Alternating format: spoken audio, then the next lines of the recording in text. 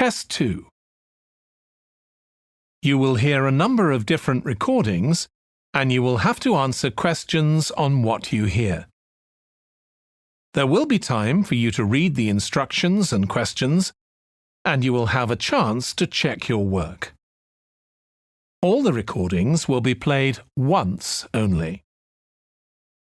The test is in 4 sections. At the end of the test, you will be given 10 minutes to transfer your answers to an answer sheet. Now turn to Section 1.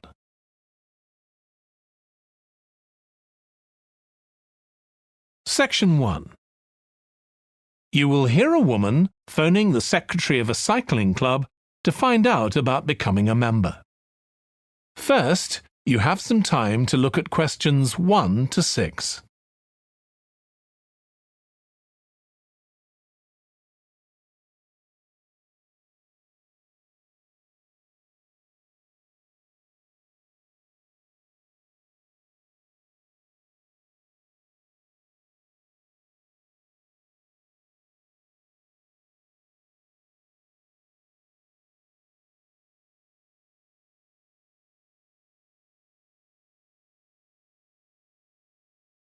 You will see that there is an example that has been done for you.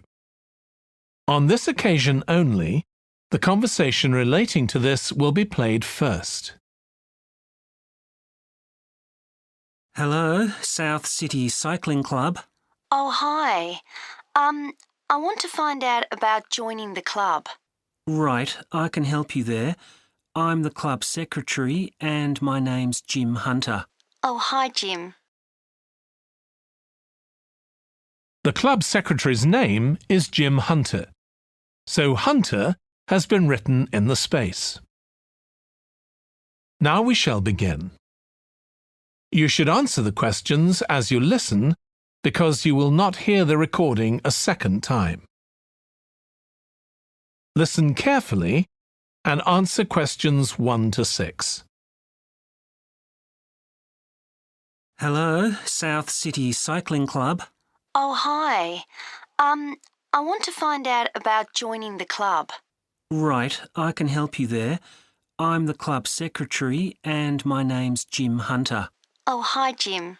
So, are you interested in membership for yourself? That's right.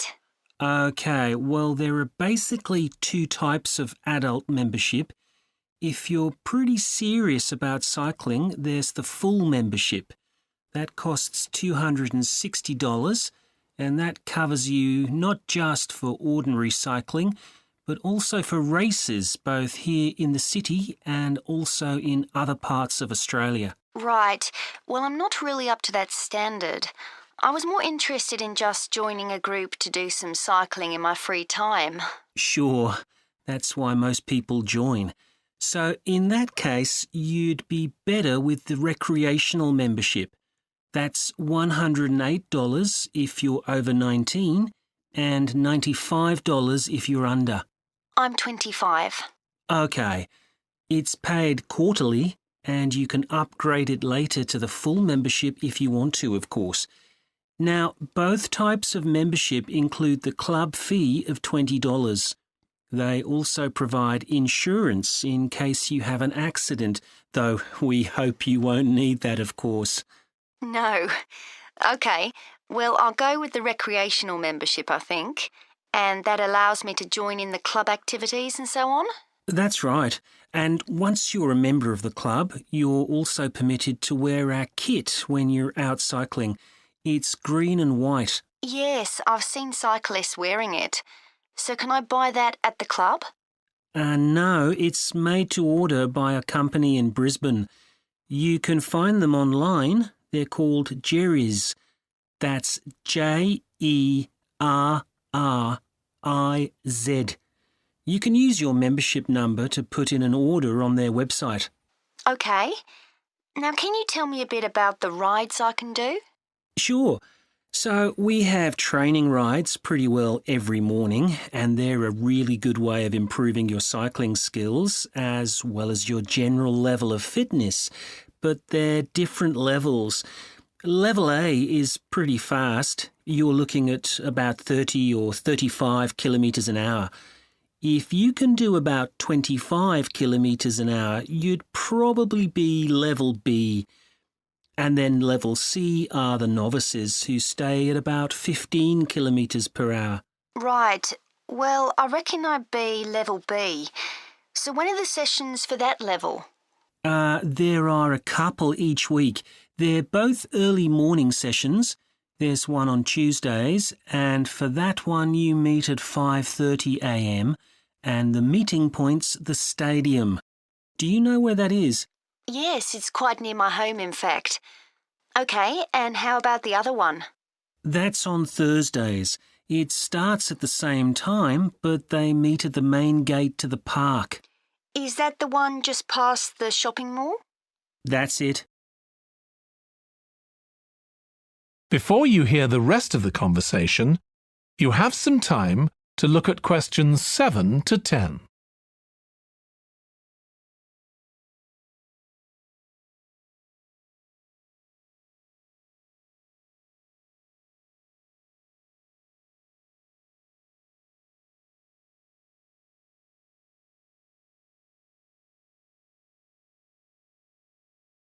Now listen and answer questions 7 to 10. So how long are the rides? They're about an hour and a half, so if you have a job, it's easy to fit in before you go to work. And the members often go somewhere for coffee afterwards, so it's quite a social event. OK, that sounds good. I've only just moved to the city, so I don't actually know many people yet. Well, it's a great way to meet people. And does each ride have a leader? Sometimes, but not always. But you don't really need one. The group members on the ride support one another anyway. How would we know where to go? If you check the club website, you'll see that the route for each ride is clearly marked. So you can just print that out and take it along with you. It's similar from one week to another, but it's not always exactly the same. And what do I need to bring? Well, bring a bottle of water and your phone. You shouldn't use it while you're cycling, but have it with you.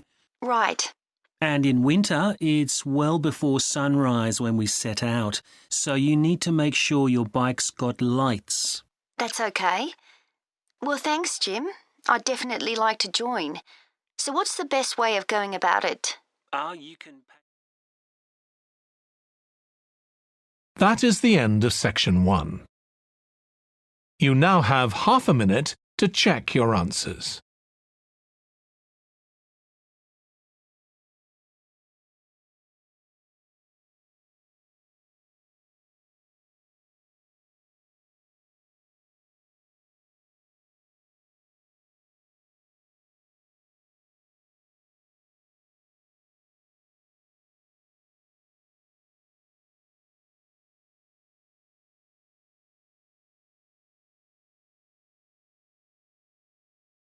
Now turn to section 2.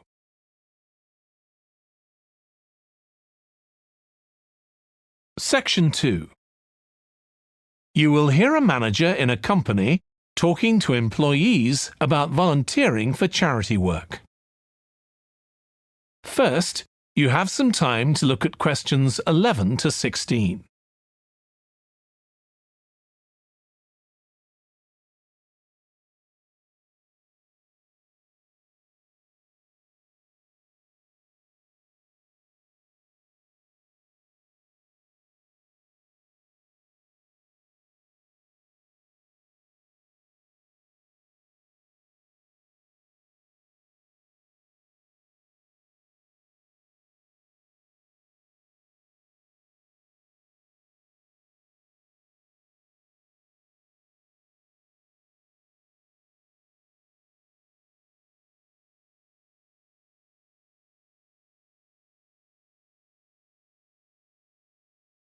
Now listen carefully and answer questions 11 to 16.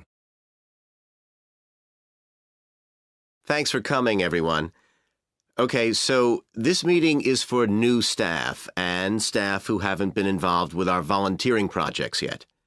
So basically, the idea is that we allow staff to give up some of their work time to help on various charity projects to benefit the local community. We've been doing this for the last 5 years, and it's been very successful. Participating doesn't necessarily involve a huge time commitment. The company will pay for 8 hours of your time. That can be used over 1 or 2 days all at once, or spread over several months throughout the year. There are some staff who enjoy volunteering so much, they also give up their own free time for a couple of hours every week. It's completely up to you. Obviously, many people will have family commitments and aren't as available as other members of staff. Feedback from staff has been overwhelmingly positive. Because they felt they were doing something really useful, nearly everyone agreed that volunteering made them feel more motivated at work. They also liked building relationships with the people in the local community and felt valued by them. 1 or 2 people also said it was a good thing to have on their CVs. One particularly successful project last year was the Get Working project. This was aimed at helping unemployed people in the area get back to work. Our staff were able to help them improve their telephone skills, such as writing down messages and speaking with confidence to potential customers, which they had found quite difficult. This is something many employers look for in job applicants, and something we all do without even thinking about every day at work. We've got an exciting new project starting this year. Up until now, we've mainly focused on projects to do with education and training. And we'll continue with our reading project in schools and our work with local charities. But we've also agreed to help out on a conservation project in Redfern Park. So if any of you fancy being outside and getting your hands dirty, this is the project for you. I also wanted to mention the annual Digital Inclusion Day, which is coming up next month. The aim of this is to help older people keep up with technology. And this year, instead of hosting the event in our own training facility, we're using the ICT suite at Hill College, as it can hold far more people. We've invited over 60 people from the Silver Age Community Center to take part, so we'll need a lot of volunteers to help with this event. If you're interested in taking part, please go to the volunteering section of our website and complete the relevant form. We won't be providing any training for this, but you'll be paired with an experienced volunteer if you've never done it before. By the way, don't forget to tell your manager about any volunteering activities you decide to do. Before you hear the rest of the talk, you have some time to look at questions 17 to 20.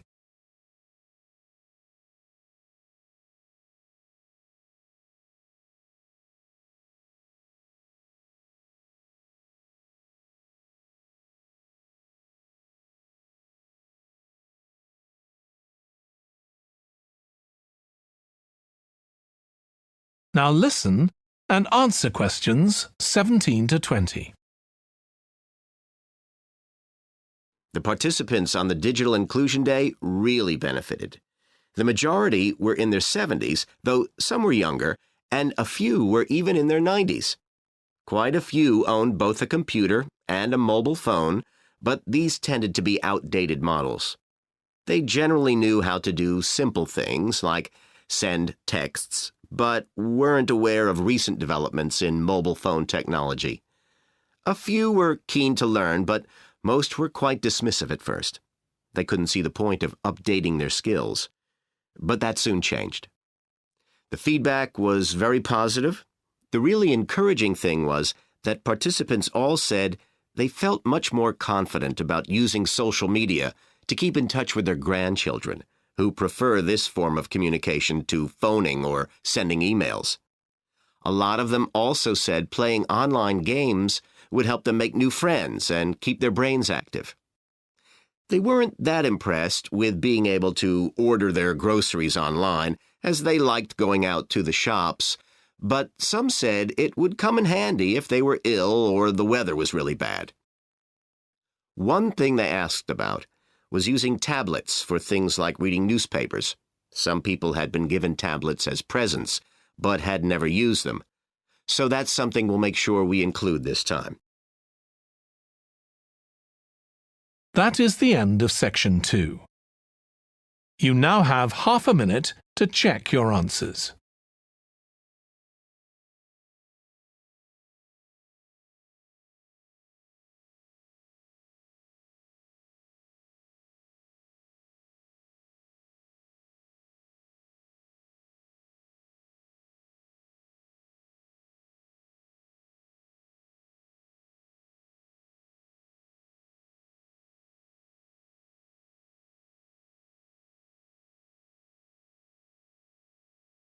Now turn to section 3.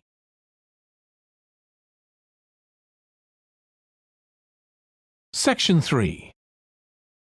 You will hear a student called Russ consulting his tutor about a presentation he is preparing on nanotechnology, the study of materials on an extremely small scale. First, you have some time to look at questions 21 to 25.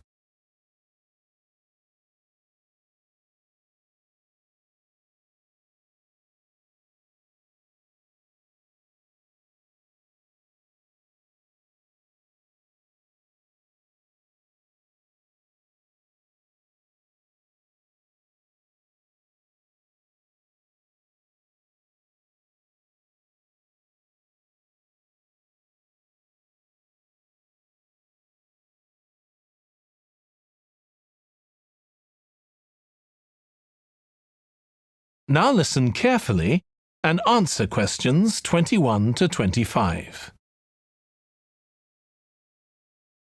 Come in, Russ. Thank you. Now, you wanted to consult me about your class presentation on nanotechnology.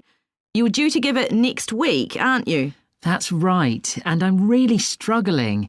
I chose the topic because I didn't know much about it and wanted to learn more, but now I've read so much about it, in a way there's too much to say.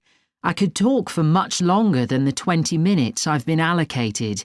Should I assume the other students don't know much and give them a kind of general introduction? Or should I try and make them share my fascination with a particular aspect? You could do either, but you'll need to have it clear in your own mind. Then I think I'll give an overview. OK. Now, one way of approaching this is to work through developments in chronological order. Uh-huh. On the other hand, you could talk about the numerous ways that nanotechnology is being applied. You mean things like thin films on camera displays to make them water repellent and additives to make motorcycle helmets stronger and lighter? Exactly. Or another way would be to focus on its impact in one particular area, say medicine or space exploration. That would make it easier to focus. Perhaps I should do that. I think that would be a good idea. Right. How important is it to include slides in the presentation? They aren't essential by any means, and there's a danger of tailoring what you say to fit whatever slides you can find. While it can be good to include slides, you could end up spending too long looking for suitable ones. You might find it better to leave them out. I see. Another thing I was wondering about was how to start. I know presentations often begin with, first I'm going to talk about this, and then I'll talk about that. But I thought about asking the audience what they know about nanotechnology. That would be fine if you had an hour or two for the presentation, but you might find that you can't do anything with the answers you get, and it simply eats into the short time that's available. So maybe I should mention a particular way that nanotechnology is used to focus people's attention. That sounds sensible. What do you think I should do next? I really have to plan the presentation today and tomorrow. Well, initially, I think you should ignore all the notes you've made, take a small piece of paper and write a single short sentence that ties together the whole presentation. It can be something as simple as, nanotechnology is already improving our lives. Then start planning the content around that. You can always modify that sentence later if you need to. OK. Before you hear the rest of the discussion, you have some time to look at questions 26 to 30.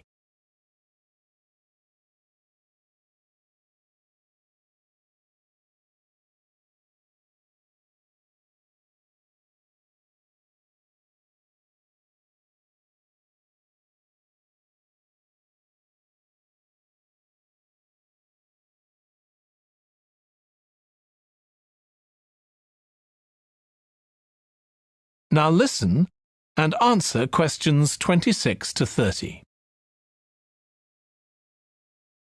OK, now let's think about actually giving the presentation.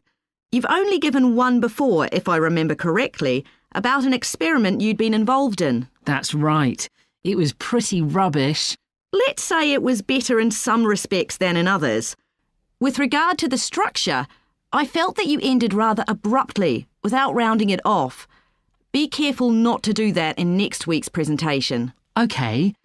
And you made very little eye contact with the audience because you were looking down at your notes most of the time. You need to be looking at the audience and only occasionally glancing at your notes. Your body language was a little odd. Every time you showed a slide, you turned your back on the audience so you could look at it. You should have been looking at your laptop. And you kept scratching your head, so I found myself wondering when you were next going to do that, instead of listening to what you were saying. Oh dear. What did you think of the language? I knew that not everyone was familiar with the subject, so I tried to make it as simple as I could. Yes, that came across. You used a few words that are specific to the field, but you always explained what they meant, so the audience wouldn't have had any difficulty understanding. Uh-huh. I must say, the handouts you prepared were well thought out. They were a good summary of your presentation, which people would have been able to refer to later on, so well done on that. Thank you. Well, I hope that helps you with next week's presentation. Yes, it will. Thanks a lot. I'll look forward to seeing a big improvement then. That is the end of section 3. You now have half a minute to check your answers.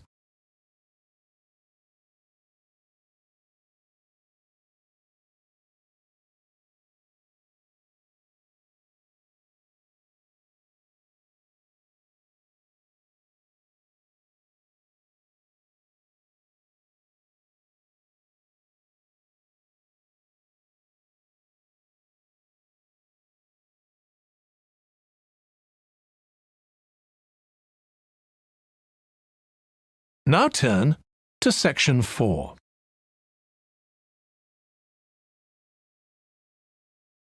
Section 4. You will hear a lecturer in psychology talking about a type of memory.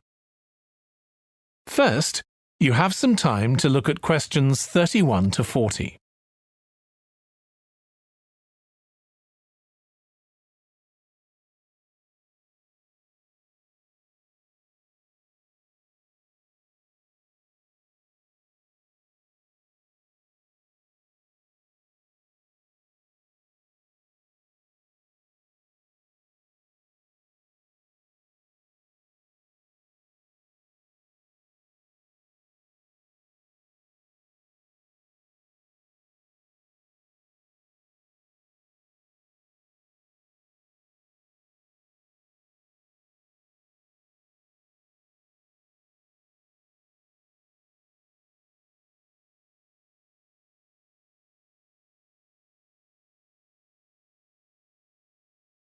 Now listen carefully and answer questions 31 to 40.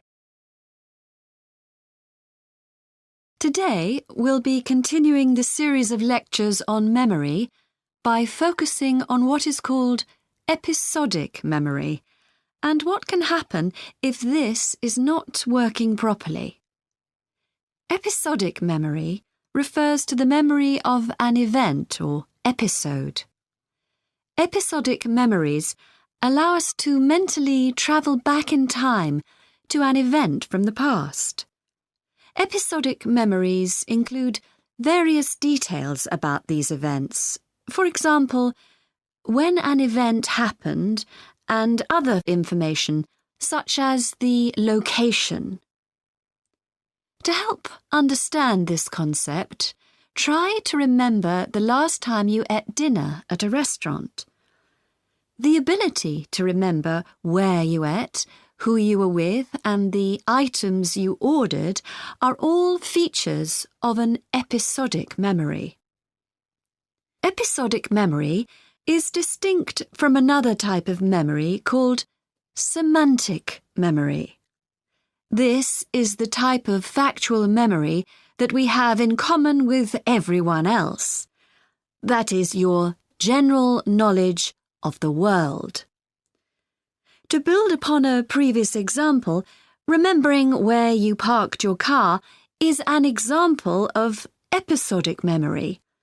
But your understanding of what a car is and how an engine works are examples of semantic memory. Unlike episodic memory, semantic memory isn't dependent on recalling personal experiences. Episodic memory can be thought of as a process with several different steps of memory processing, encoding, consolidation, and retrieval. The initial step is called encoding. This involves the process of receiving and registering information which is necessary for creating memories of information or events that you experience.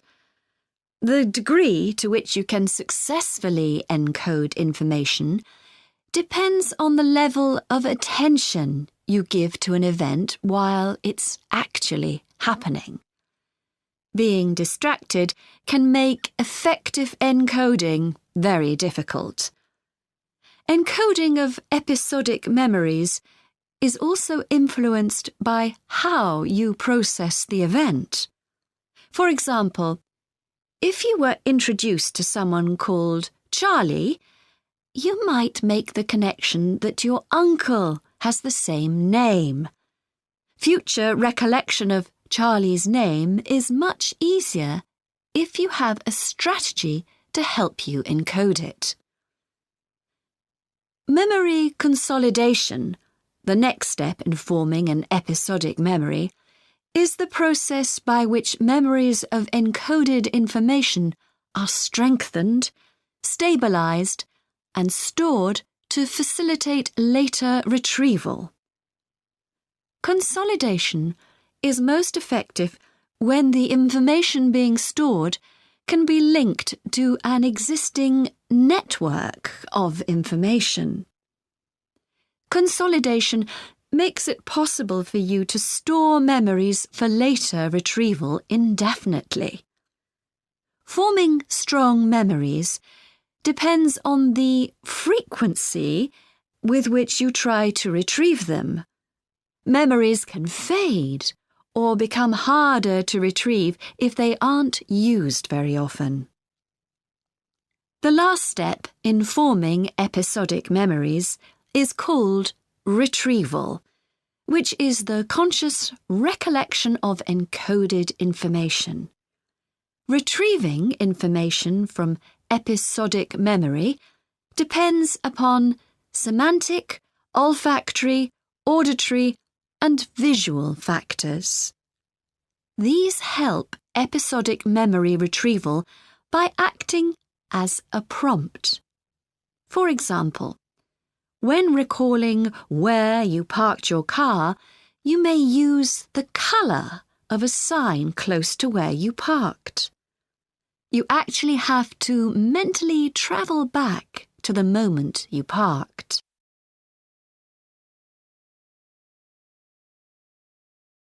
There are a wide range of neurological diseases and conditions that can affect episodic memory. These range from Alzheimer's to schizophrenia to autism. An impairment of episodic memory can have a profound effect on individuals' lives. For example, the symptoms of schizophrenia can be reasonably well controlled by medication. However, patients' episodic memory may still be impaired, and so they are often unable to return to university or work. Recent studies have shown that computer-assisted games designed to keep the brain active can help improve their episodic memory. Episodic memories can help people connect with others, for instance by sharing intimate details about their past, something individuals with autism often have problems with. This may be caused by an absence of a sense of self. This is essential for the storage of episodic memory and has been found to be impaired in children with autism. Research has shown that treatments that improve memory may also have a positive impact on children's social development. One study looked at That is the end of section 4. You now have half a minute to check your answers.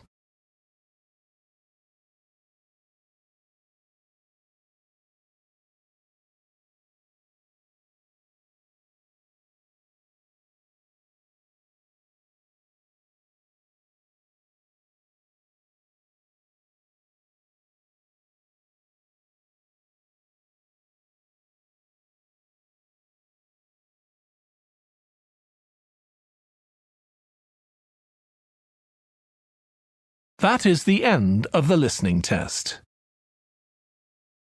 In the IELTS test, you would now have 10 minutes to transfer your answers to the answer sheet.